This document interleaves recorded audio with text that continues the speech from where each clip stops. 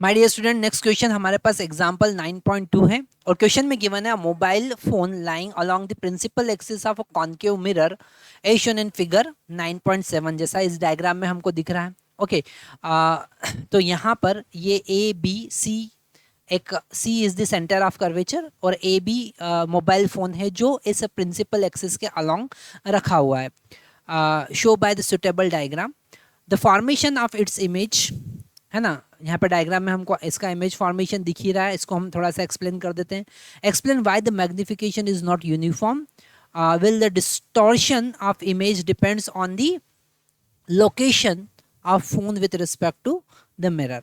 Okay, तो यहाँ पर केवल हमको इसको एक्सप्लेन करना है। वैसे यहाँ पर हम इस का लेंथ भी फाइंड कर सकते थे, है ना, पर यहाँ पर न्यूमेरिकल प्रॉब्लम नहीं है, कॉन्सेप्चुअल प्रॉब्लम है। जब हम कॉन्केव मिरर की बात करते हैं तो कॉन्केव मिरर से रिलेटेड कुछ कॉन्सेप्ट हमको याद रखना है।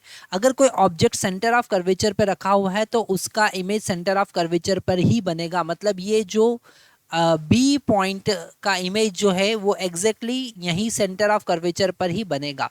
पर कोई ऑब्जेक्ट सेंटर ऑफ कर्वेचर और पोल के बीच में आता है, ओके, सेंटर ऑफ कर्वेचर और पोल के बीच में आता है तो उसका इमेज सेंटर ऑफ कर्वेचर के बाहर बनता है, beyond the centre of curvature बनता है।